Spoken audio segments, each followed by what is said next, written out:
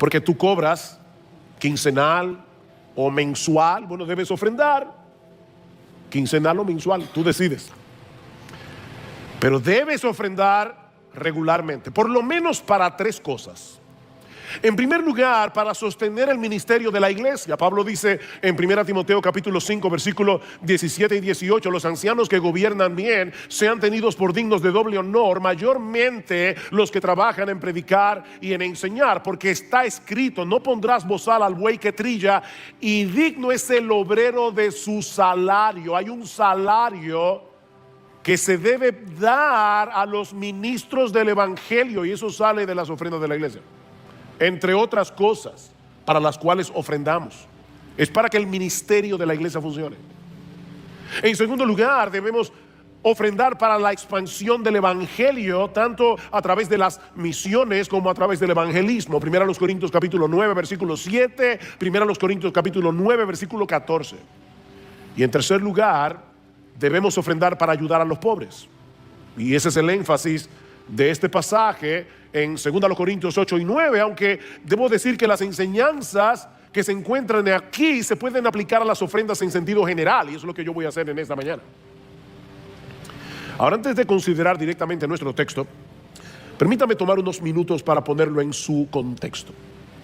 En los capítulos 8 y 9 de 2 a los Corintios, Pablo está animando a estos hermanos a participar en una ofrenda para los creyentes pobres en la ciudad de Jerusalén. Yo no tengo tiempo para explicar esto, pero en el año 41 después de Cristo vino una hambruna a Jerusalén, y a través de muchos otros factores los hermanos cayeron en una extrema pobreza, y el apóstol Pablo estaba recogiendo una ofrenda para ellos. Y con esa finalidad, Pablo se vale del ejemplo de los creyentes en Macedonia para animar y estimular la generosidad de los corintios. Noten el capítulo 8 versículos 1 y 2. Ahora, hermanos, os damos a conocer la gracia de Dios que ha sido dada en las iglesias de Macedonia. Pues en medio de una gran prueba de aflicción abundó su gozo, y su profunda pobreza sobreabundó en la riqueza de su liberalidad, o en la riqueza de su generosidad. Macedonia era una región de Grecia que durante un tiempo de su historia había sido muy próspera por sus minas de oro y de plata, pero resulta que el Imperio Romano confiscó esas minas y Macedonia cayó en un estado de mucha pobreza. Noten que Pablo dice que estos hermanos de Macedonia, en el versículo 2, se encontraban en medio de una gran prueba de aflicción. ¿Ven? Y luego dice que ellos estaban padeciendo una profunda pobreza. Es increíble las palabras que Pablo está usando aquí. Una profunda, la palabra profunda es bathos en griego, que es de donde se deriva la palabra baño en inglés. Bathos en griego, bath en inglés. Significa sumergirse en algo. Ellos estaban sumergidos en una profunda pobreza, y esa palabra pobreza significa literalmente miseria. Miseria, no era cualquier pobreza. Los hermanos de Macedonia estaban sumergidos en una profunda miseria. Eso es lo que Pablo está diciendo. Sin embargo, en vez de caer en la autocompasión y el descontento, Pablo nos dice que estos hermanos no solo abundaban en gozo. ¿Ustedes oyeron eso? Ellos abundaban en gozo, sino que sobreabundaban en la riqueza de su liberalidad. Wow. La generosidad de estos creyentes en Macedonia es casi increíble. ¿De verdad? ¿No es así? Es casi increíble. Porque el sufrimiento suele ser una excusa para centrarse en uno mismo. Lo natural para la persona que sufre es pensar que los demás deben ser generosos con él. ¿No es así? Pero estos hermanos rogaron, dice Pablo, que se les permitiera participar en esta ofrenda. Imagínense a Pablo llegando a la iglesia de Macedonia, al culto de oración, y está dando un reporte de lo que está pasando en Jerusalén, simplemente para que estos hermanos oren. Pablo ve la pobreza y simplemente dice: hermanos, no se preocupen, simplemente oren, vuestras oraciones van a ser una bendición para estos hermanos en Jerusalén. Y de repente un hermano de Macedonia levanta la mano y dice: Pablo, escúchame, pero ¿cómo que oremos? Sí, vamos a orar, pero nosotros queremos ofrendar. No, hermanos, fíjense, yo no vine aquí a presionarlos para que ustedes ofrenden. Yo conozco vuestra condición, simplemente quiero que oren. Y toda la iglesia comienza a levantarse: no, Pablo, no, de ninguna manera. Nosotros queremos ofrendar. Por favor, Pablo, te rogamos, te suplicamos, no nos quites ese privilegio. Miren, yo no sé ustedes, pero a lo largo de esta semana yo me he sentido sumamente convicto de pecado. El evangelio de la gracia de Dios había cambiado por completo la perspectiva que estos hermanos tenían acerca del dinero, acerca de dónde se encuentra nuestro verdadero gozo y nuestra verdadera riqueza. Estos macedonios no estaban haciendo otra cosa que reaccionando a lo que Dios había hecho por ellos en Cristo. Noten el versículo 9: porque conocéis la gracia de nuestro Señor Jesucristo, que siendo rico, sin embargo por amor a vosotros se hizo pobre, para que vosotros por medio de su pobreza llegaras a ser ricos. Ellos estaban imitando a Jesús. Eso fue lo que hizo Jesús. Jesús era rico como no ha habido nadie en todo el universo que sea más rico. Jesús era dueño de todo y él decidió voluntariamente dejar su trono de gloria. Él decidió voluntariamente dejar el esplendor del cielo para venir y hacerse un siervo y morir en una cruz por amor a nosotros, para que nosotros pudiésemos ser bendecidos con toda bendición espiritual en los lugares celestiales en Cristo.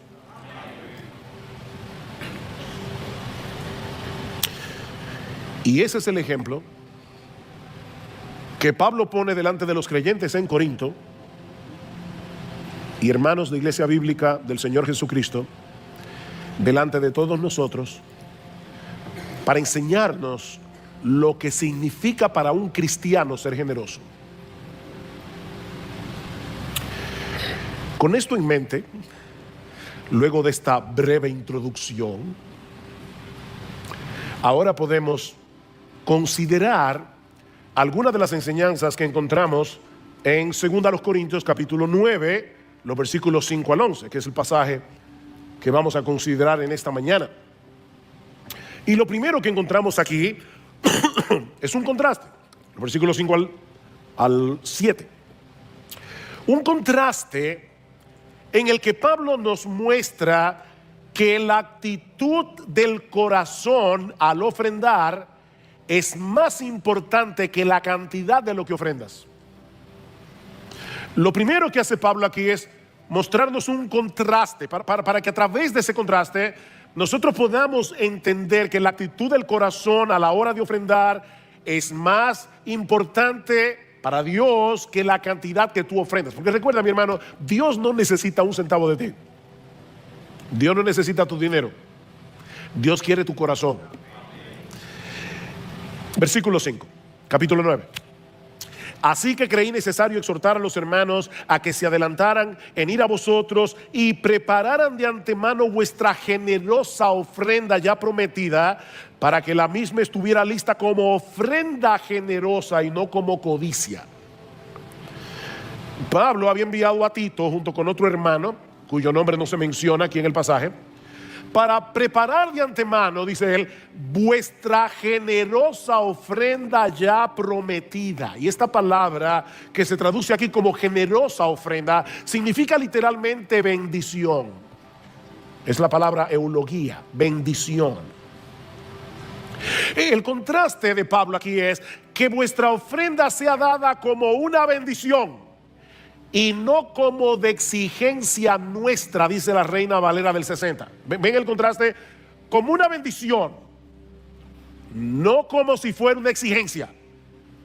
Otra forma de traducir esta frase es algo que es arrancado de la codicia, como alguien que es despojado de sus bienes bajo amenaza. Dame tu dinero. Pablo dice, no es así que yo quiero que te ofrendes. No. Pablo no quería que estos hermanos se sintieran presionados por su autoridad apostólica. Eso es lo que le está diciendo. Yo quiero que ustedes den entendiendo con la conciencia de que es una bendición bendecir a otros, no como si fuera una exigencia, de tal manera que yo tengo que arrancarles de la billetera lo que ustedes quieren aferrarse a eso. El segundo contraste está en el versículo 6.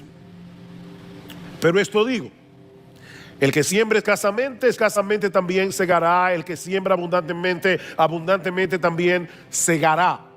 Dios espera que demos de forma generosa, no con tacañería.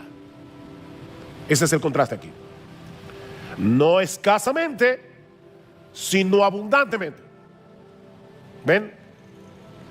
Con un corazón generoso, no con un corazón tacaño. Sean abundantes a la hora de dar, dice Pablo, porque el que siembra escasamente segará escasamente. Y Pablo está pensando aquí en el agricultor que pierde su semilla. Cuando el agricultor siembra su semilla, en cierto modo la está perdiendo, pero la está perdiendo para luego tener la cosecha, ¿verdad? Esa pérdida resultará en ganancia cuando llegue la siega. Mis hermanos, la matemática de Dios es distinta a la matemática del hombre. En la matemática tuya y mía, 10 menos 1 es igual a 9. Y 10 menos 0 es igual a 10. Si tú quieres tener 10, ¿qué debes hacer? No dar nada. Fíjense, en la matemática del hombre, si yo quiero quedarme con 10, ¿qué debo dar? 0, porque 10 menos 0 es 10. Porque si doy 1, aunque sea, ya me quedé con 9. La matemática de Dios es absolutamente diferente. No, si tú quieres quedarte con todo, escasamente segarás. Y yo estoy consciente, mis hermanos, de que esto suena a lo mismo que dicen los falsos maestros del evangelio de la prosperidad. Yo lo sé. Pero como espero mostrar en un momento, hay un mundo de diferencia entre los que predican estos siervos del diablo, porque son siervos de Satanás, y lo que Pablo está diciendo aquí. Pues no voy a entrar en eso ahora, pero hay una diferencia. Mis hermanos, sin embargo, el hecho de que algunos estén torciendo las escrituras para su propio beneficio no elimina lo que este texto dice. Y Pablo está diciendo que hay una relación directa entre la generosidad de lo que se da y la generosidad de lo que se recibe. El que siembra escasamente, segará escasamente. Y el que siembra abundantemente, segará abundantemente. Por supuesto, lo que esa generosidad implica para unos no es lo mismo de lo que implica para otros, pero todos debemos ser generosos a la hora de dar. Repito, esa generosidad no se va a ver igual. Dios no está contando la cantidad que tú das. Déjame ponerlo de esta manera. Mira, mi hermano, si tus ingresos se han incrementado en los últimos años, y eso es más evidente en tu estilo de vida que en tus ofrendas, probablemente eso es un indicativo de que tú estás sembrando escasamente. Déjame repetirte eso otra vez. Si tus ingresos han aumentado en los últimos años, y eso es más evidente porque tu estilo de vida ha aumentado, pero no tus ofrendas, tú estás en problemas. Muy probablemente tú estás sembrando escasamente. Eso es lo que ha pasado en los Estados Unidos de Norteamérica, donde las estadísticas son más fieles que en países como los nuestros. Estudios han demostrado que los ingresos de los cristianos en los últimos años han aumentado en los Estados Unidos y las ofrendas han disminuido. ¿Saben lo que eso indica? Un problema del corazón. Hay un problema del corazón. Pablo dice en 1 Corintios capítulo 16 versículo 2 que todo creyente, y él usa la expresión cada uno, es decir, todos, cada uno debe ofrendar regularmente, dice Pablo, según haya prosperado. ¿Se dan cuenta? El punto no es la cantidad específica que ofrendamos, no ese no es el punto, sino que esas ofrendas deben ser generosas en proporción a nuestro ingreso. Por eso es que no se va a ver igual en unos o en otros, según haya prosperado. Decía C.S. Lewis que si nuestros gastos en comodidades, lujos, diversiones está a la altura del estándar común entre aquellos con los mismos ingresos que el tuyo, probablemente estás dando muy poco. ¿Tú entendiste eso? Mira, si alrededor de ti hay personas que tienen el mismo ingreso, o más o menos el mismo ingreso, y tus gastos en lujos, en comodidades, en diversiones, está a la altura del estándar de esa gente que te rodea, es muy probable que tú estés dando muy poco.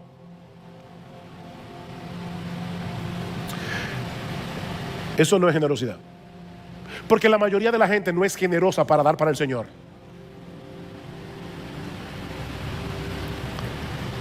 ¿Han aumentado tus ingresos en estos últimos años? Y si es así, ¿dónde se ve eso más claramente?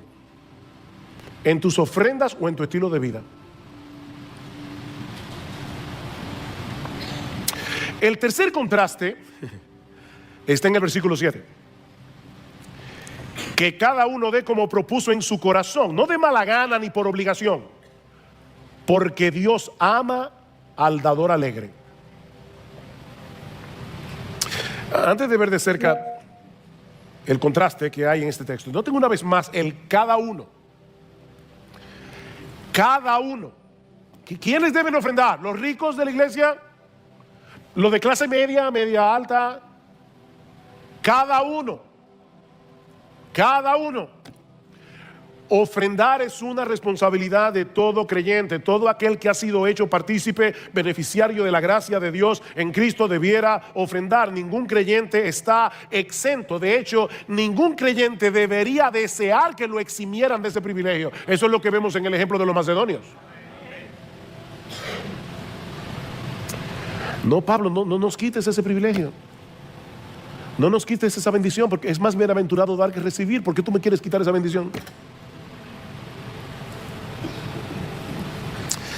Por otra parte, Pablo usa un verbo aquí, propuso, que no aparece en ninguna otra parte del Nuevo Testamento. Esta palabra se enfoca en aquello que hacemos de una manera deliberada y libremente. Deliberadamente, libremente. O sea, no se trata de un impulso del momento, sino de algo que se hace de una forma planificada, plenamente conscientes de lo que estamos haciendo. En otras palabras, no debemos ofrendar de una forma mecánica. Bueno, yo decidí que esto es lo que voy a dar todos los meses, y sencillamente todos los meses hago el cheque. Pablo dice, no. Considera con cuidado lo que estás haciendo a la hora de ofrendar. ¿Sabes para qué? Para que lo hagas con una actitud adecuada.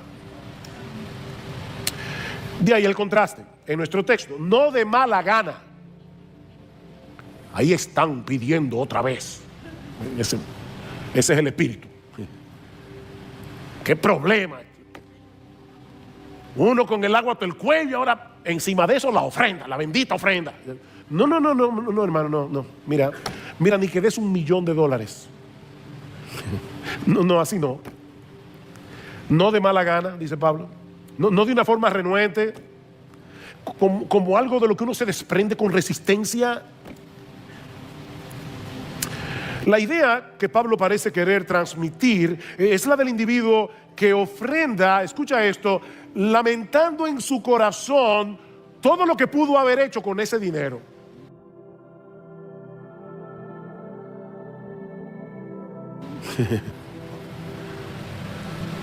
Óyeme, un viajecito.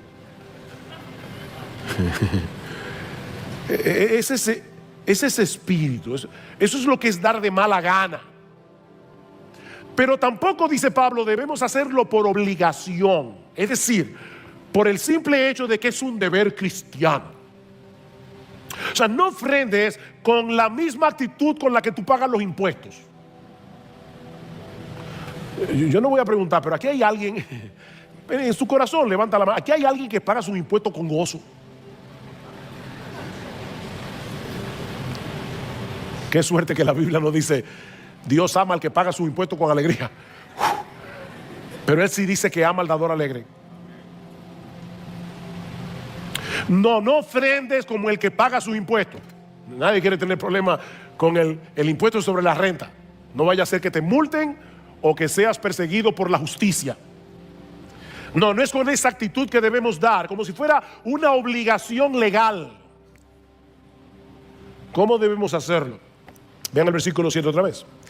Que cada uno dé como propuso en su corazón, no de mala gana ni por obligación, porque Dios ama al dador alegre.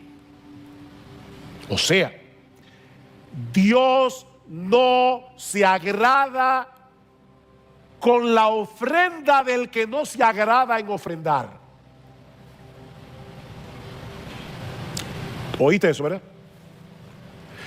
Dios no se agrada con la ofrenda del que no se agrada en ofrendar.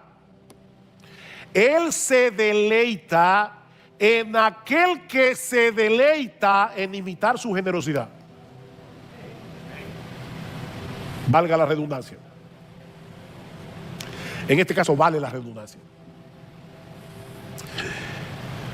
Mis hermanos, nuestro Dios es tan generoso. Tan generoso. Y su deleite es ver ese reflejo de su carácter desarrollándose en aquellos que fueron comprados con la sangre de Jesús. Cuando Dios ve eso en el corazón de sus hijos, Él ve un reflejo de Él mismo y Él se goza en eso. ¿Ves? Dios ama al dador alegre. Por eso es que alguien decía que es tu perspectiva de Dios lo que determina tu perspectiva de la ofrenda. Es lo que tú ves acerca, lo que tú piensas y crees acerca de Dios. Así como debemos tomar en cuenta que hay inconversos a veces en la iglesia, también debemos tomar en cuenta que los creyentes en Cristo, regenerados, santificados y todo lo que usted quiera, están en una lucha, están en una guerra espiritual. Esto es lo que dice Pablo en Efesios capítulo 6 versículos 10 al 13. Pablo dice: por lo demás, hermanos, fortaleceos en el Señor y en el poder de su fuerza, vestíos de toda la armadura de Dios, para que podáis estar firmes contra las acechanzas del diablo, porque no tenemos lucha contra sangre y carne, sino contra principados, contra potestades, contra los gobernadores de las tinieblas de este siglo, contra huestes espirituales de maldad en las regiones celestes. Estamos en un campo de batalla, estamos enfrentando un enemigo muy poderoso. La buena noticia es que los recursos que el Señor nos ha dado también son muy poderosos. Fortaleceos en el Señor y en el poder de su fuerza, y vestíos de toda la armadura de Dios.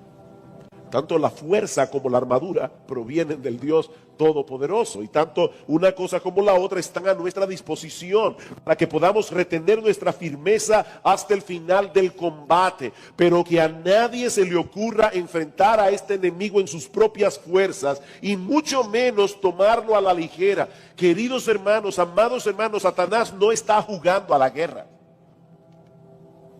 Es un enemigo cruel. Y su foco de ataque es la iglesia. El diablo no se ocupa de los bares. El diablo no se ocupa de los prostíbulos.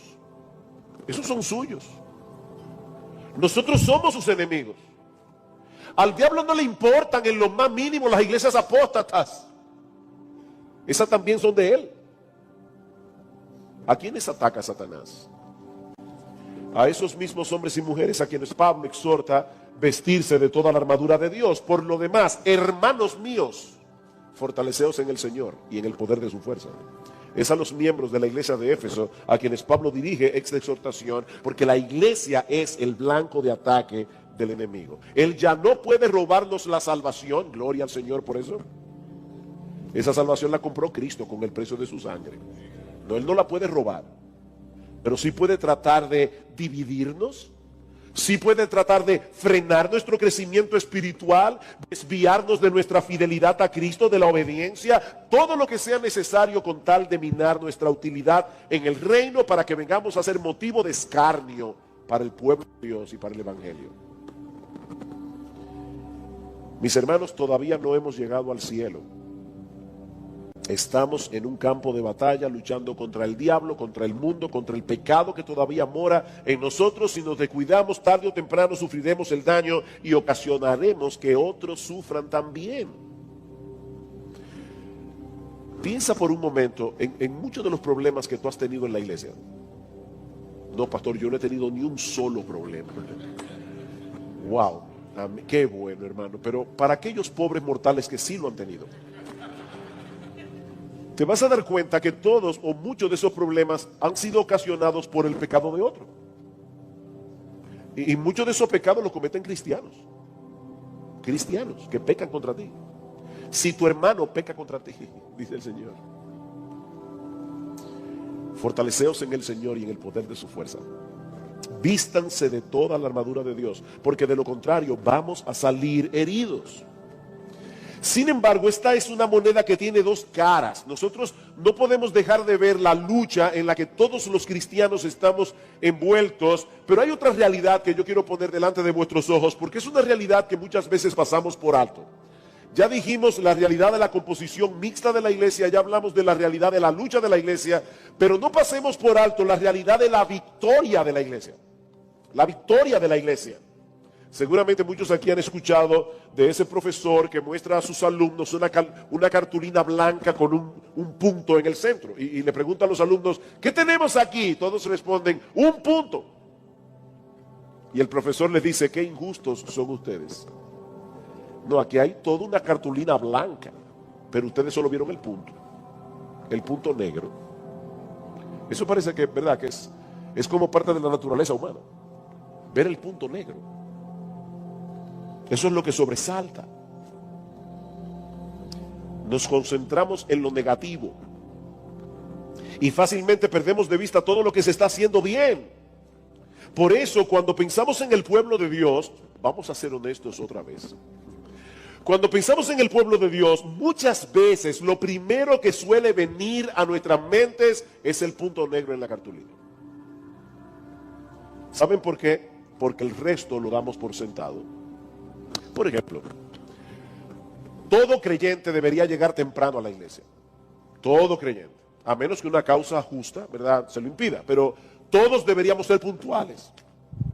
Yo le decía a los hermanos cuando dimos la charla de educación que una de las características que tenemos los dominicanos es que nosotros somos increíblemente puntuales.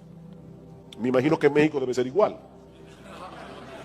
Cuando tú invitas a un dominicano a una reunión que comienza a las 8, él llega a las 9 en punto. Ahora, nosotros somos cristianos, por encima de ser mexicanos, por encima de ser dominicanos, y si decimos una hora debe ser, como decimos nosotros allá, hora cristiana. Ahora, hay personas que llegan tarde al culto y los hermanos se dan cuenta. Ahora, ¿cuántas veces tú te has visto a ti mismo dándole gracias a Dios por todo lo que son puntuales? Señor, gracias por esos hermanos que hacen provisión para estar en su iglesia a tiempo. No lo notamos. No lo notamos porque ellos están haciendo lo que estaban supuestos a hacer.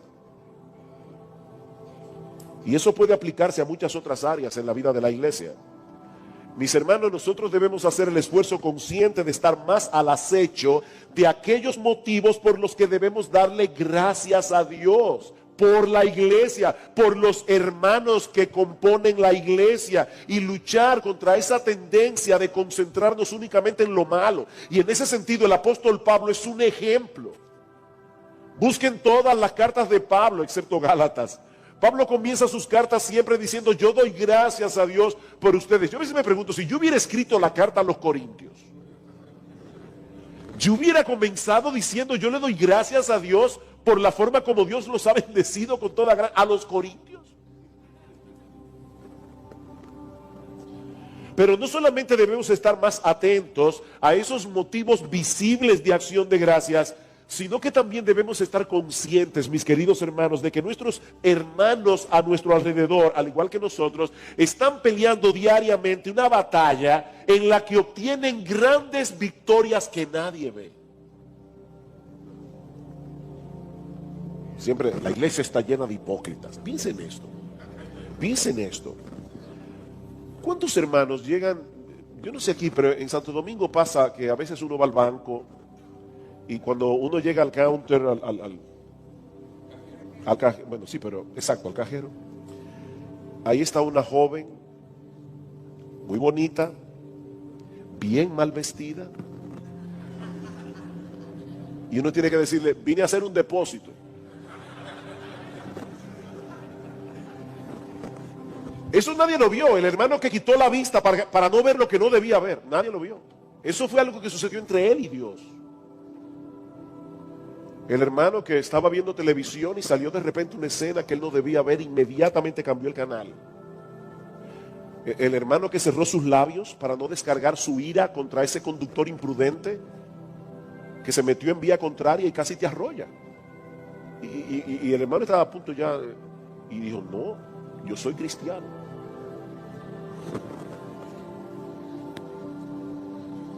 Aquel otro que se levantó de madrugada para tener comunión con el Señor, para orar por su iglesia, para orar por sus hermanos, por la obra de Dios en sentido general. Hermanos, esas cosas nadie las ve, excepto Dios.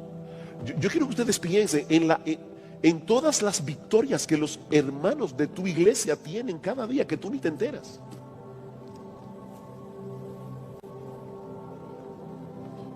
Son grandes victorias, obtenidas con gran determinación y en dependencia de Dios. Mis hermanos queridos, el pecado suele hacer ruido y fácilmente podemos llevarnos la impresión de que todo se está cayendo en pedazos, como Elías: Señor, solo yo he quedado. No, Elías, eso no es verdad. Eso no es verdad, Elías. Hay 7,000 que no han doblado sus rodillas delante de Baal, pero tú no lo sabías. Tú no lo sabías. La realidad de la obra que Dios está haciendo en medio nuestro, mi querido hermano, mi querida hermana, es mucho más amplia de lo que nuestros ojos ven. Sí, estamos en una lucha. Lamentablemente algunos han sido heridos y seguramente no serán los únicos. Pero mira a tu alrededor, mi hermano. Mira a tu alrededor. Porque hay muchos aquí en esta iglesia en Juárez, que tienen años corriendo la carrera. ¿Cuántos años tiene esta iglesia? 35. Como 35 años. Hay personas aquí que seguramente tienen 30 años, 20 años, 15 años, 10 años. Corriendo la carrera con mucha dificultad, a veces a campo traviesa. Y siguen corriendo, con los ojos puestos en Jesús, el autor y consumador de nuestra fe. ¿Sabes qué es eso, mi amado hermano? Una muestra tangible del cuidado y la protección de Dios sobre su iglesia. Una muestra tangible del cuidado de Dios sobre sus hijos. Y a la luz de esa realidad, ahora nos preguntamos, entonces, ¿cuál debería ser nuestra expectativa de la iglesia en este mundo caído? Tomando en cuenta la realidad de su composición mixta, tomando en cuenta la realidad de su lucha, tomando en cuenta la realidad de su victoria, ¿cuál es la expectativa? ¿Qué debemos esperar de la iglesia? Bueno, en primer lugar, hermanos, estas cosas nos enseñan que no debemos tener una expectativa romántica con respecto a la iglesia. Algunos llegan a la iglesia pensando que encontraron la sociedad perfecta. Por fin, aquí todos se aman. Aquí nadie juzga al hermano. Aquí no hay chismosos. Todos están deseosos de servir a los demás. Aquí no hay egoísmo, aquí no hay orgullo.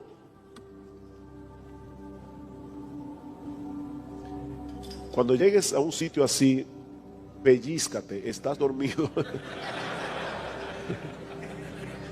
o estás muerto y no lo sabías, no te habías enterado, llegaste al cielo.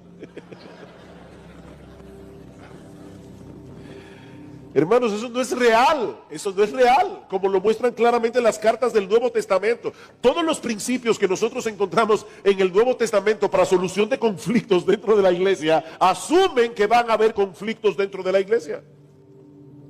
Pensemos por un momento en el contexto de la iglesia. Todos estamos aquí lidiando con nuestros pecados, no lo olviden, estamos en remodelación. Sometidos a una amplia gama de tentaciones, en diferentes niveles de crecimiento espiritual, en diferentes condiciones espirituales. Hay hermanos que están encendidos en fuego, hay otros que están languideciendo a punto de morir en la misma iglesia. Provenimos todos de trasfondos culturales, trasfondos sociales, educacionales, económicos diferentes. Lo que tal vez para ti es una mala educación, para el hermano es la cosa más natural del mundo. Por eso es que Mark Dever dice, tú quieres saber si tu nueva vida es real, comprométete con un grupo de pecadores salvados, intenta amarlos, no lo hagas durante semanas ni durante meses, hazlo durante años y entonces descubrirás si tú amas a Dios o no. Haz la prueba.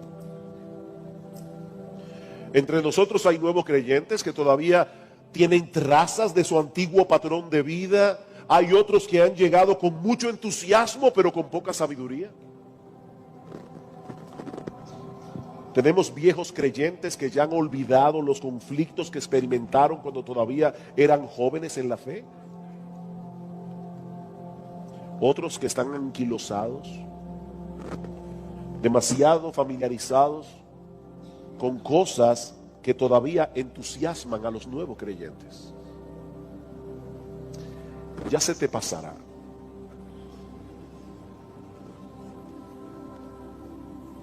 Tengo contra ti, le dice el Señor a la iglesia de Éfeso, que has perdido tu primer amor. Has perdido tu primer amor. Imagínate a una esposa que le dice a su marido, mi amor, déjame decirte algo.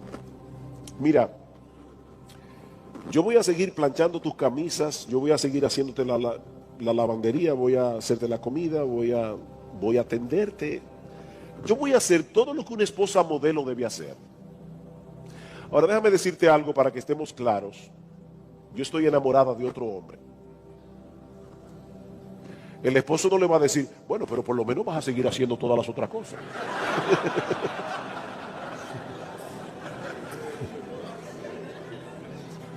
Eso es lo que estaba pasando en Éfeso. Ellos estaban haciendo las mismas cosas, pero no con el mismo corazón. Esa es la iglesia en el mundo real. Ahora, por esa razón no deberíamos asumir una postura cínica con respecto a la iglesia, una postura pesimista con respecto a la iglesia. Esos mismos que llegan a la iglesia con una visión romántica son los que generalmente se van despavoridos cuando ven la realidad. No es como pensaron al principio. Y luego escuchamos a ese tipo de personas hablar de la iglesia con mucha amargura y resentimiento. En los años que yo tengo siendo pastor y aún cuando tengo que viajar a otros lugares, las cosas que yo oigo de la gente hablando de la iglesia, es horrible. Es horrible, personas que están quemadas. La iglesia está llena de hipócritas. Por eso yo he decidido no pertenecer a ninguna iglesia local. Yo no sigo a hombres. Yo sigo a Cristo. Es que si tú sigues a Cristo, debes hacer lo que Él dice. Y Él dice que tú debes pertenecer a una iglesia. Queridos hermanos, la iglesia continúa siendo la sociedad de los redimidos, el cuerpo de Cristo, la comunidad sobre la cual Dios tiene sus ojos, el instrumento por medio del cual Dios proclama, sostiene, mantiene la verdad en el mundo. Timoteo, esto te escribo, aunque tengo la esperanza de ir pronto a verte, para que si tardo sepas cómo debes conducirte en la casa de Dios, que es la iglesia del Dios viviente, columna y baluarte de la verdad. Eso es la iglesia. Esa iglesia imperfecta.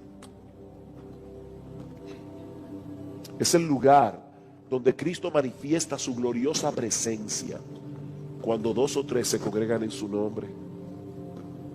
¡Wow! Cristo viene y se hace presente en su iglesia. Eso no sale por internet. Eso no sale en la grabación. Hay que estar aquí. Cuando Cristo se pasea en medio de los 7 candeleros de oro, hay que estar aquí. Eso no se experimenta en ningún otro lugar. Estar en la iglesia en el día del Señor, con el pueblo del Señor, escuchando la palabra del Señor. No hay nada que sea más valioso que eso. Eso es glorioso, hermanos. Eso es glorioso. Es en la iglesia donde operan los dones que Cristo da a su pueblo para edificar a sus santos. Ese es el pueblo con el que tenemos comunión ahora y con el que tendremos comunión por toda la eternidad.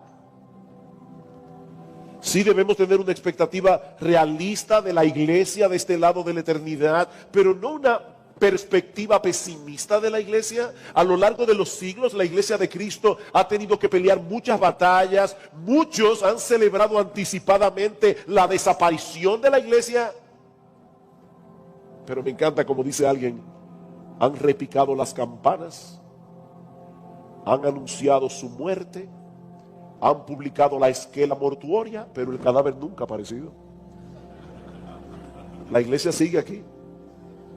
Porque Cristo dijo que las puertas del Hades no prevalecerán contra ella. Y Él va a cumplir su promesa. A veces los creyentes leen ese texto: yo edificaré mi iglesia y las puertas del Hades no prevalecerán contra ella. Y se imagina la iglesia, ¿verdad?, en un rinconcito allí tratando de protegerse de los ataques del diablo. No, hermanos, lo que ese texto enseña es exactamente al revés. Es el diablo que está tratando de que la iglesia no penetre. Son las puertas del Hades las que no prevalecerán contra la iglesia. La iglesia está allí atacando la ciudadela del infierno, sacando esclavos, sacando cautivos y libertándolos con el evangelio en el nombre de Jesucristo. Y nadie podrá impedir que la iglesia haga eso.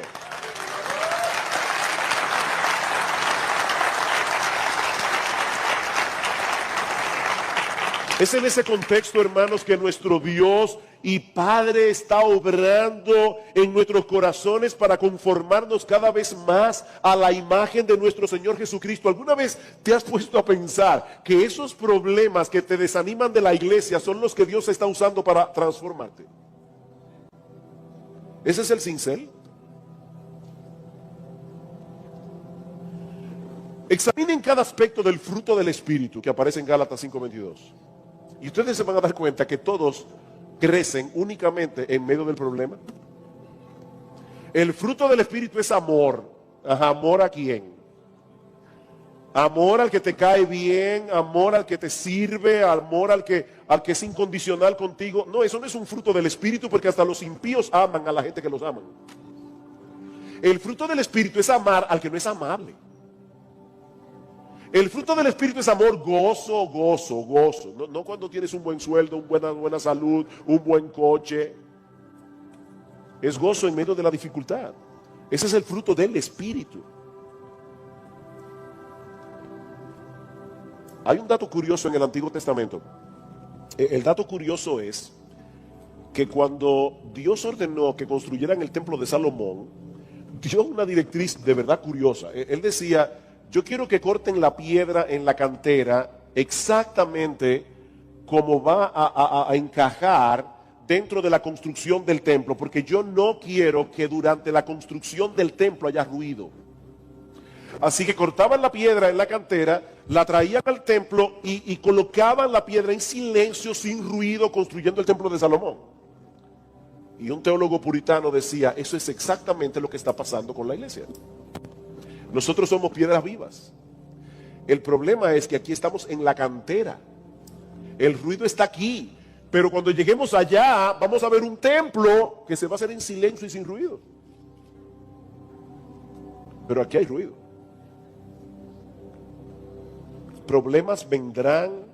Algunos quedarán postrados en el camino, sirviendo de escarnio al evangelio y al pueblo del Señor, pero aún así Cristo seguirá edificando a su iglesia, porque Él se comprometió a presentársela a sí mismo como una iglesia gloriosa, que no tuviese mancha ni arruga ni cosa semejante, una iglesia que será santa y pura.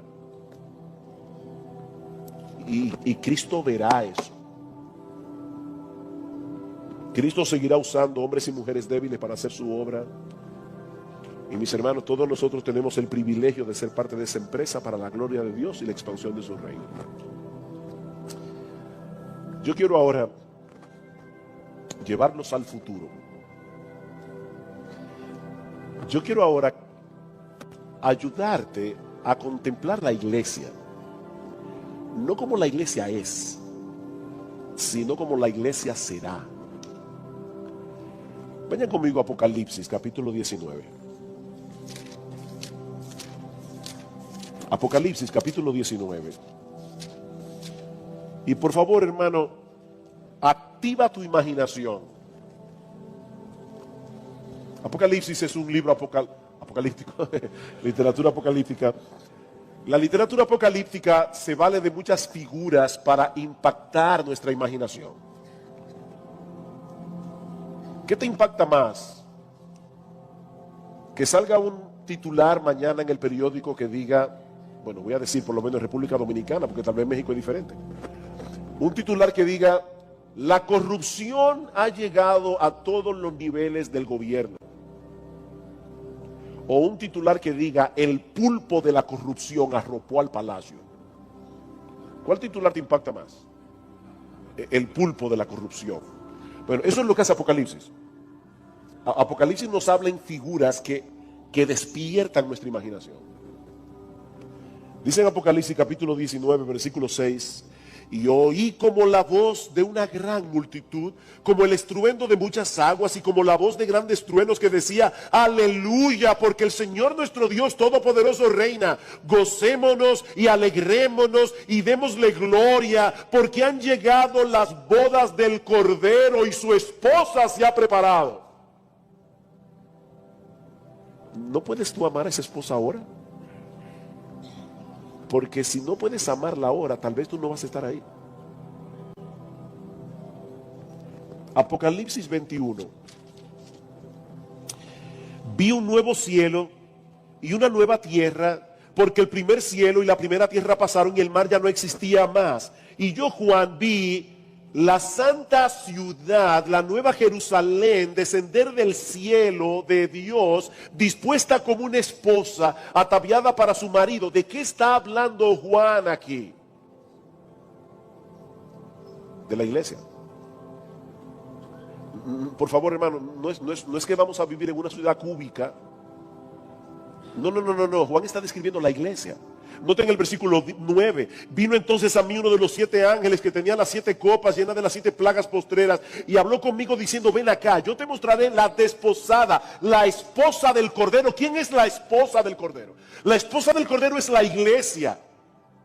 Y ahora Juan en un lenguaje simbólico, va a comenzar a describir la iglesia futura, la iglesia glorificada, como si fuera una ciudad extraordinaria. Y dice, me llevó en el espíritu a un monte grande y alto y me mostró la gran ciudad santa de Jerusalén, que descendía del cielo teniendo la gloria de Dios. Y su fulgor era semejante al de una piedra preciosísima como piedra de jaspe, diáfana como el cristal. Eso será la iglesia. Por eso dice Juana que está fundada sobre los 12 apóstoles. ¿Qué es lo que está fundado sobre los apóstoles? La iglesia. ¿Y por qué dice el texto que la ciudad tenía una forma cúbica, que dice que la anchura, la altura era igual?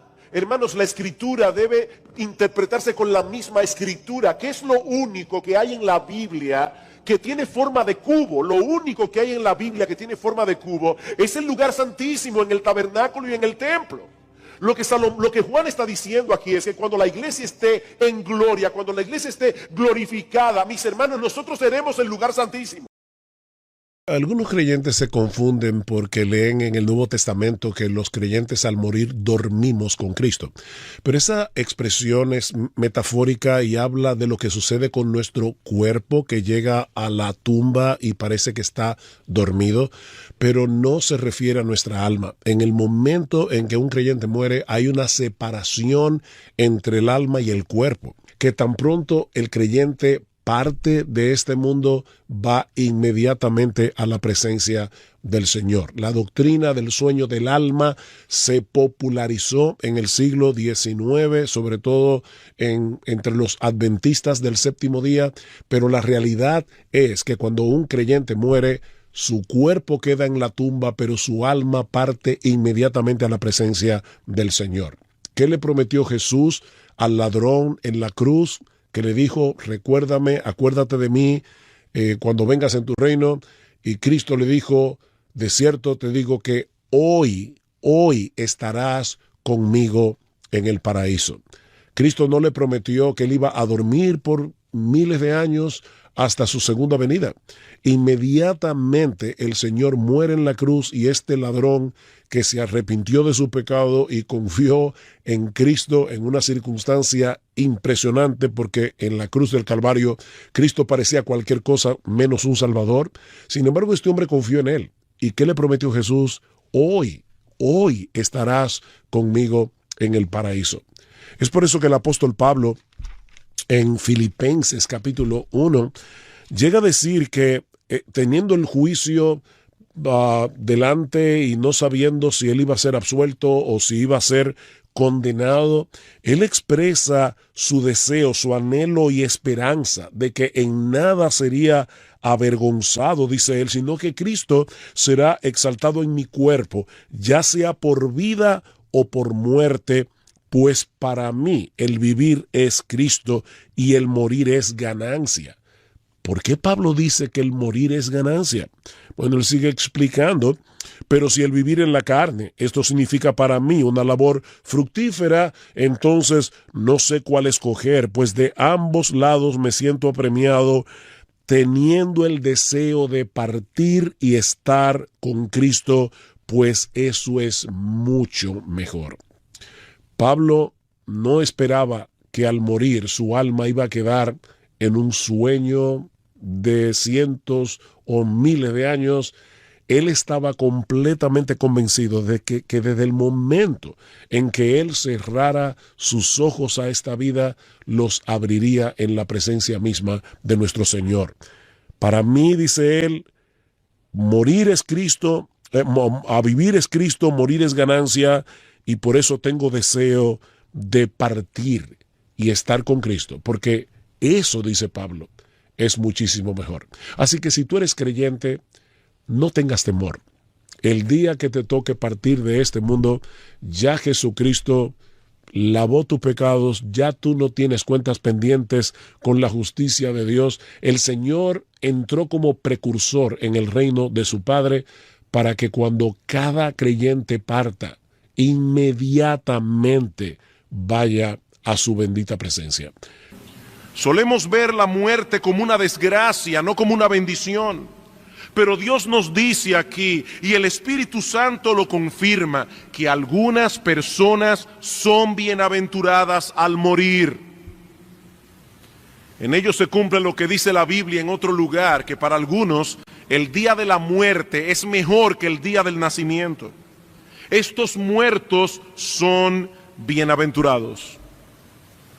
Por otra parte, es interesante notar que esa voz divina que Juan oyó del cielo le ordenó escribir estas palabras. Dice el versículo 3, y oí una voz que desde el cielo me decía, escribe, escribe.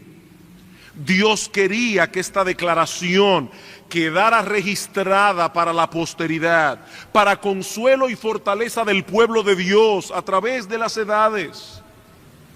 Esta enseñanza sobre la muerte quedó grabada con letras indelebles en las Sagradas Escrituras para que tú y yo podamos beneficiarnos de ellas casi 2000 años después de que Juan las registrara en el libro de Apocalipsis. Y espero, hermanos, que el Espíritu de Dios use esta enseñanza en esta mañana para nuestro consuelo, pero al mismo tiempo para traer pensamientos sobrios a nuestro corazón al meditar en el tema de la muerte. Nuestro texto contiene una declaración y una explicación. Se nos dice que algunos muertos son bienaventurados y luego nos explica por qué.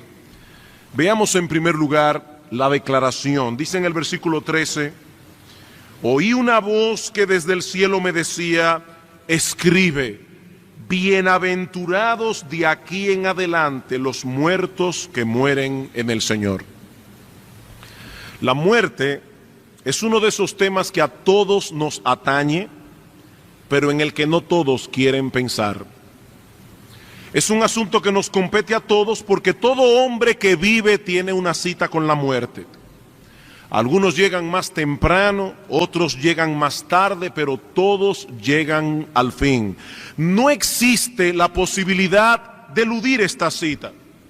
Es por eso que toda comunidad de individuos tiene su cementerio, porque la muerte es la porción más segura de todo hombre. Nada hay más cierto respecto a la vida que el hecho de la muerte. Puede que tarde, pero tenemos la seguridad de que vendrá. Toda la historia y experiencia de la humanidad nos lo aseguran. Lo mismo puede venir a un joven que a un viejo, a un rico que a un pobre, a un santo o a un pecador, a cualquier hora o en cualquier lugar. Cuando Dios llama, nadie puede escapar, nadie puede excusarse, nadie puede evitar la cita. Nadie. Y cuando llega la muerte, cuán dolorosa y desgarradora es. Tanto, hermanos, que nunca nos acostumbramos a ella. Nunca. La muerte no es un tema para tratar con ligereza. No. Esto es algo que nos afecta profundamente. Pero precisamente por esto es necesario que nos detengamos a pensar en la muerte y que procuremos alcanzar un entendimiento claro y preciso de lo que debemos esperar cuando esa hora llegue, porque una vez pasemos el umbral de la vida, hemos emprendido un viaje sin retorno y hacia un destino que ya no puede ser cambiado. Un segundo, tu corazón deja de latir y tu destino queda sellado para siempre. Es seria la muerte, es seria la muerte. ¿Qué sucede cuando el hombre muere? Bueno, este texto de las Escrituras nos provee una respuesta clara y precisa. Dice, bienaventurados los muertos que mueren en el Señor. Bienaventurados. Podríamos traducir la palabra bienaventuranza como felices. Es como si dijéramos bendito de Dios, bendecido por Dios. Y como consecuencia de esa bendición, este hombre, esta mujer experimenta gozo, plenitud, contentamiento. Estas personas poseen la bendición de Dios y por eso son dichosos, por eso son felices, realmente felices, plenamente felices. ¿Y a quiénes señala nuestro texto como poseyendo tal felicidad, tal bienaventuranza? a los que mueren en el Señor. ¿Qué dice el texto? Bienaventurados los muertos. Qué declaración tan chocante. Bienaventurados los muertos. Cuando recibimos la noticia de que alguien ha muerto, usualmente hay un tono triste y sombrío en las palabras. Y no puede ser de otro modo.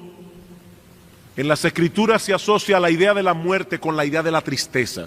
Por ejemplo, en 1 Tesalónica capítulo 4, versículo 13, dice el apóstol Pablo: hermanos, yo no quiero que ignoréis acerca de aquellos que han muerto, para que no os entristezcáis como aquellos que no tienen esperanza.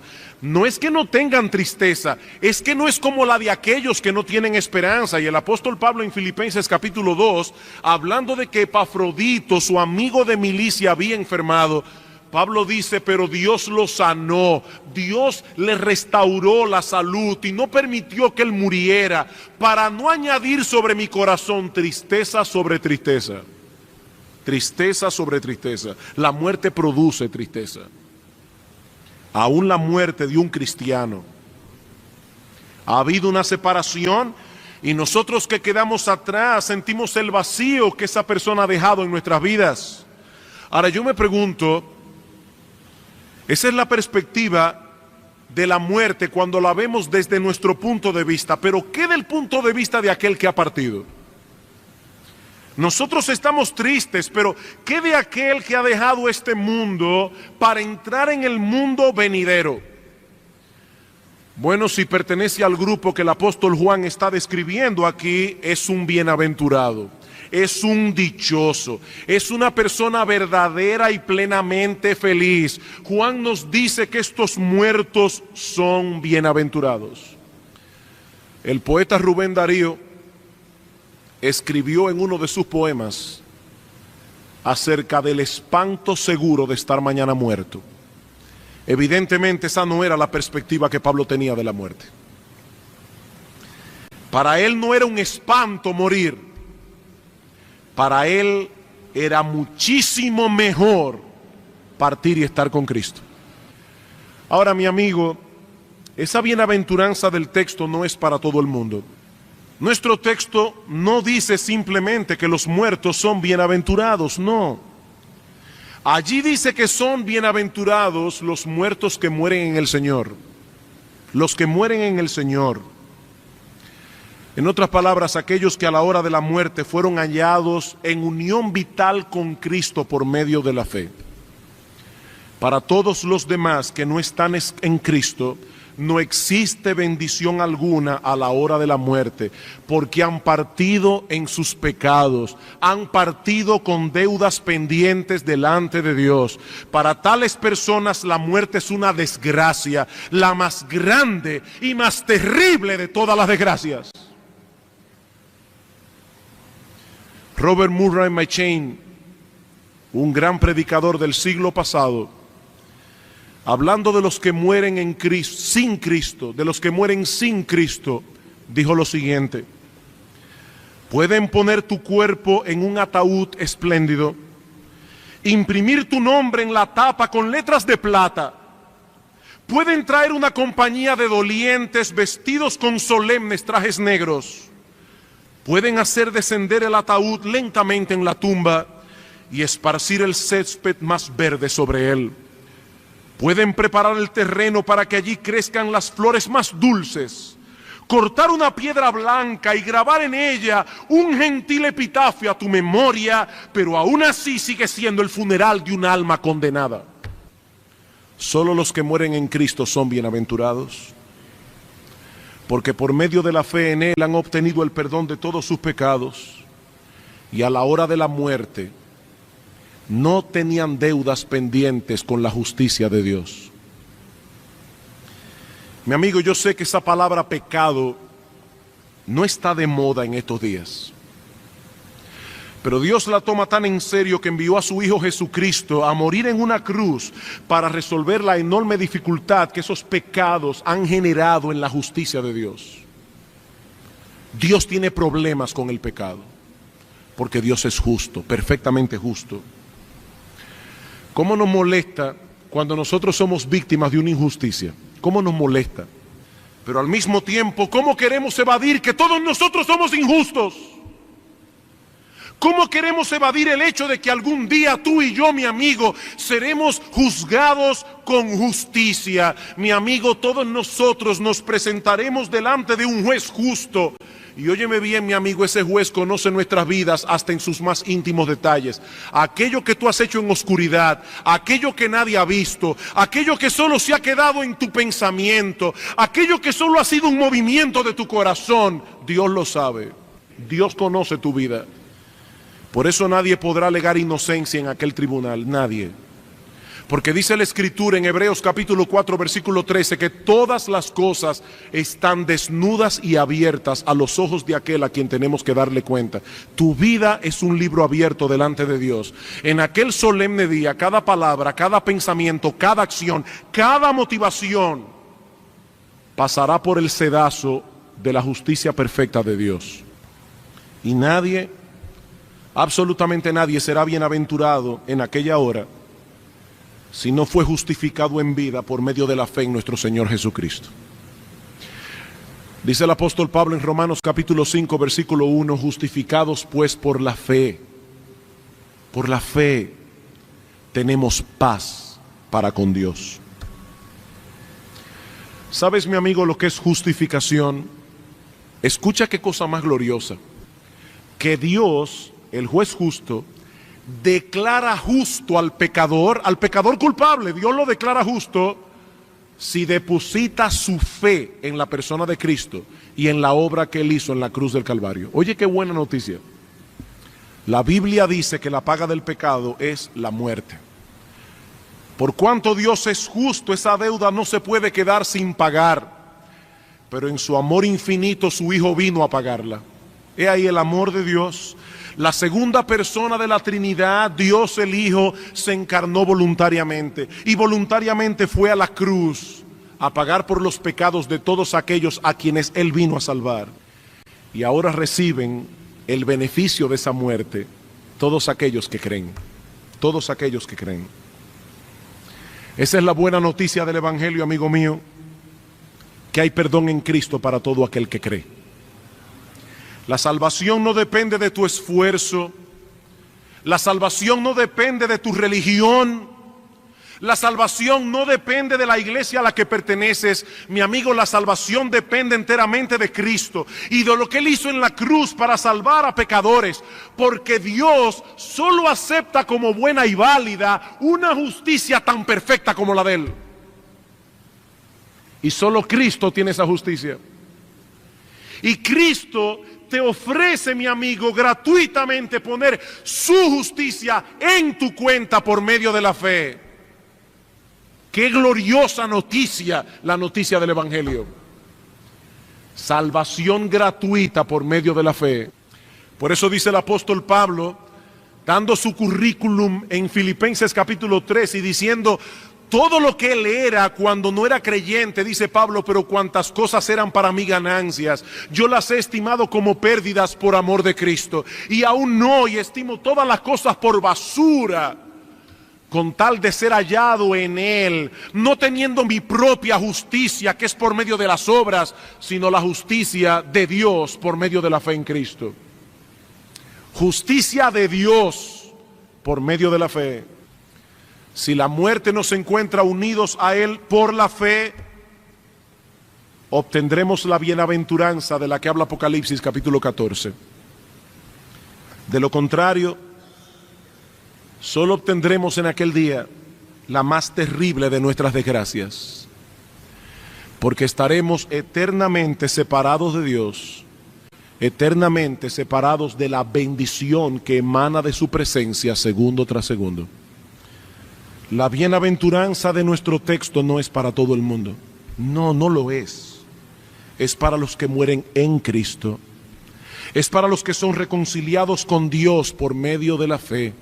Es para aquellos que al morir se encuentran vestidos de la justicia perfecta de nuestro Señor, habiendo encontrado en Él perdón y misericordia. He ahí la declaración de nuestro texto: bienaventurados los que mueren en el Señor. Veamos ahora la explicación. Versículo 13. Oí una voz que desde el cielo me decía: escribe, bienaventurados de aquí en adelante los muertos que mueren en el Señor. Sí, dice el Espíritu. He aquí la explicación. ¿Por qué son bienaventurados? Descansarán de sus trabajos, porque sus obras con ellos siguen. ¿Por qué son bienaventurados los muertos que mueren en el Señor? Por dos razones. En primer lugar, porque descansarán de sus trabajos. Descansarán. La escena que nosotros tenemos aquí es la del labriego que se dirige cansado a su hogar después de una ardua labor en el campo. Así es la muerte para el cristiano. La llegada al hogar, donde encontrará finalmente reposo y descanso. Descansarán de sus trabajos. Todas las aflicciones que debemos experimentar cada día en este mundo caído, por causa de nuestros pecados, por causa de los pecados ajenos, habrán terminado para siempre. Hermanos, llegará el día cuando nuestras almas serán completamente purificadas. Nunca más tendremos problemas con nuestro mal temperamento. Nunca más tendremos problemas con nuestra falta de control, con nuestra impaciencia, nuestra irritabilidad, nuestros malos pensamientos, nuestra obstinación, nuestro egoísmo, nuestro orgullo. Nunca más. Nunca más sentiremos vergüenza por haber hecho algo que no debimos hacer o porque lo que debimos hacer no lo hicimos. Todo vestigio de orgullo, de egocentrismo, de desconsideración, de ingratitud, habrá sido total y definitivamente eliminado. Nunca más sentiremos apatía por las cosas espirituales.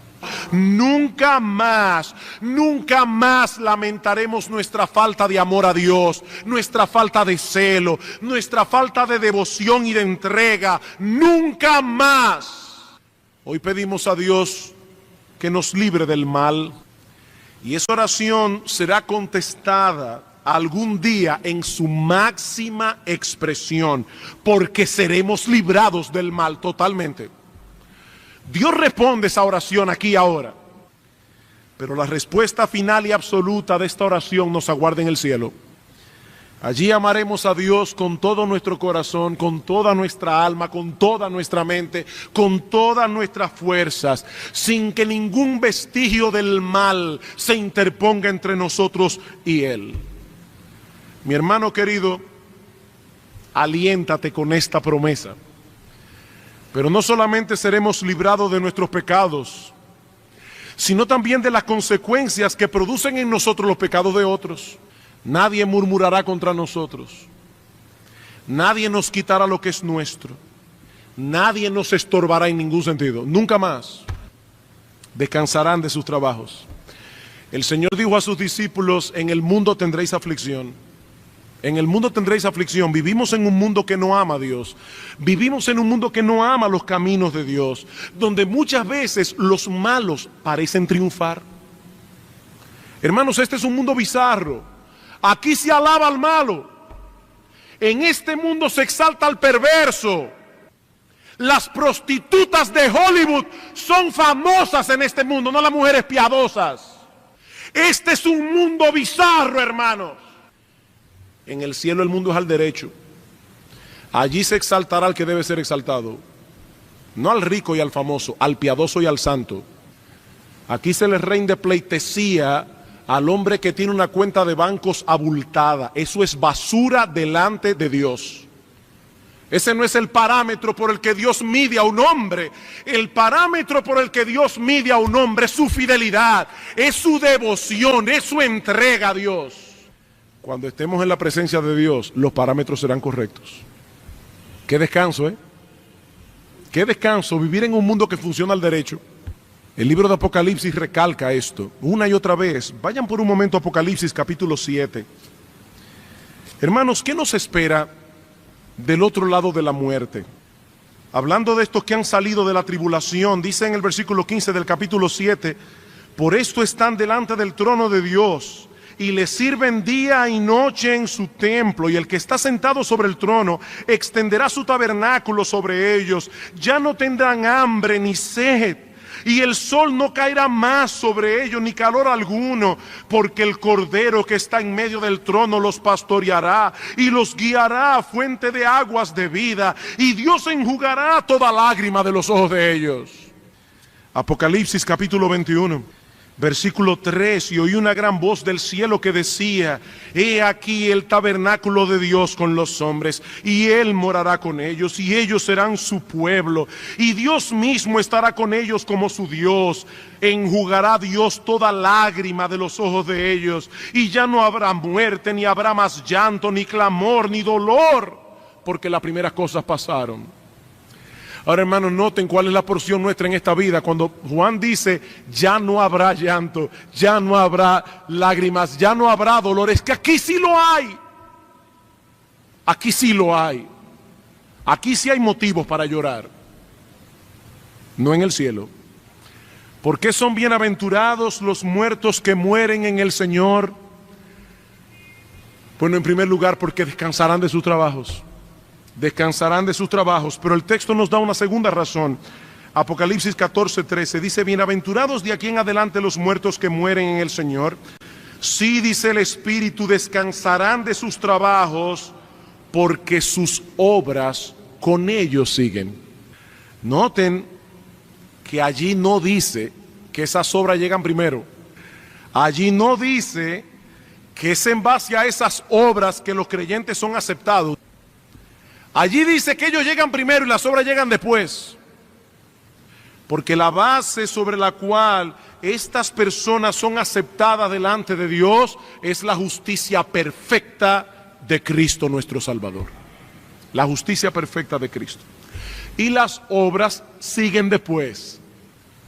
Pero, aunque nosotros no seremos aceptados delante de Dios por nuestras obras, sino por la obra de Cristo, la Biblia también nos enseña que todo lo que hagamos por Cristo, aun a pesar de que es Dios quien nos da la fuerza, la capacidad, los dones, la motivación, aún así, mi amado hermano, todo lo que hagamos por Cristo recibirá recompensa.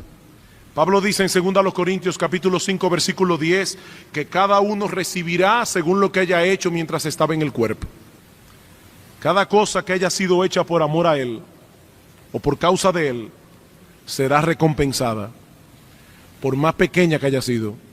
Por más pequeña. El Señor dice en Mateo capítulo 10 versículo 41: el que recibe a un profeta por cuanto es profeta, recompensa de profeta recibirá. Y el que recibe a un justo por cuanto es justo, recompensa de justo recibirá. Sí, nosotros somos débiles, imperfectos. Seguramente todos nosotros quisiéramos hacer mucho más por Cristo, seguramente.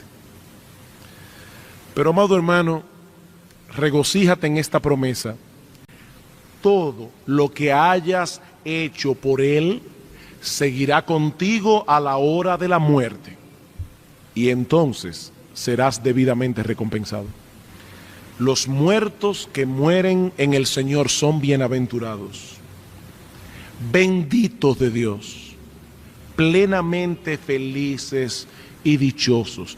Están experimentando ahora esa plenitud de gozo de la que habla el salmista en el Salmo 16, versículo 11. Dice el salmista: en tu presencia hay plenitud de gozo, delicias a tu diestra para siempre. Amados hermanos, Dios nos ha revelado estas cosas para consolarnos en medio del dolor y la aflicción que causa la partida de un ser querido. Pero también, amados hermanos, Dios nos ha dejado esto en su palabra para consolarnos en medio de cualquier tribulación, porque lo que nos espera al final del camino es sencillamente indescriptible. Dice el apóstol Pablo en Romanos capítulo 8, versículo 18, que las aflicciones del tiempo presente no son comparables con la gloria que en nosotros será revelada. Los muertos que mueren en el Señor son bienaventurados. Podemos enfrentar con confianza la vida y la muerte. Podemos encarar con esperanza la partida de un ser amado que ha partido. Si ha partido en Cristo. No solo porque sabemos que esa persona está experimentando el deleite pleno de estar con su Señor, sino porque sabemos que algún día nos volveremos a ver. Y en cuanto a ti, amigo mío, ¿qué será de ti cuando tengas que enfrentar el trance seguro de la muerte? ¿Qué será de ti? ¿Tú estás preparado para morir? ¿Puedes decir de ti que estás unido a Cristo por la fe? ¿Que en algún punto de tu vida te arrepentiste de tus pecados? ¿Te convertiste a Cristo? ¿Confiaste únicamente en Él para la salvación de tu alma? ¿Es Cristo hoy tu Rey y tu Señor, porque le has entregado a Él tu vida para hacer su voluntad, no la tuya? Porque si no es así, mi amigo, tú no estás preparado para morir. No estás preparado para ese segundo en que el alma deja de latir y tu destino queda sellado para siempre. Tú no estás preparado. Partirás con tus pecados. Partirás con deudas pendientes delante de Dios y tendrás que pagar por ellas por los siglos de los siglos. Tienes una cita a la que tendrás que acudir, tal vez dentro de 10 años, dentro de 20 años, dentro de 30 o 40 años, pero tal vez es mañana, mi amigo. Tal vez es dentro de una hora. Y yo te pregunto una vez más, ¿tú estás preparado para morir? Si Cristo no es hoy tu Señor, tu pastor, tu Salvador, si no te has convertido a Él, si no te has arrepentido de tus pecados, si no le has entregado a Él tu vida entera, tú no estás preparado para morir. Esta bienaventuranza no es para ti. Ven a Cristo, amigo mío. No demores un segundo más, porque la vida es corta e incierta, la muerte es segura y la eternidad es inmensa. Y la eternidad no tiene fin.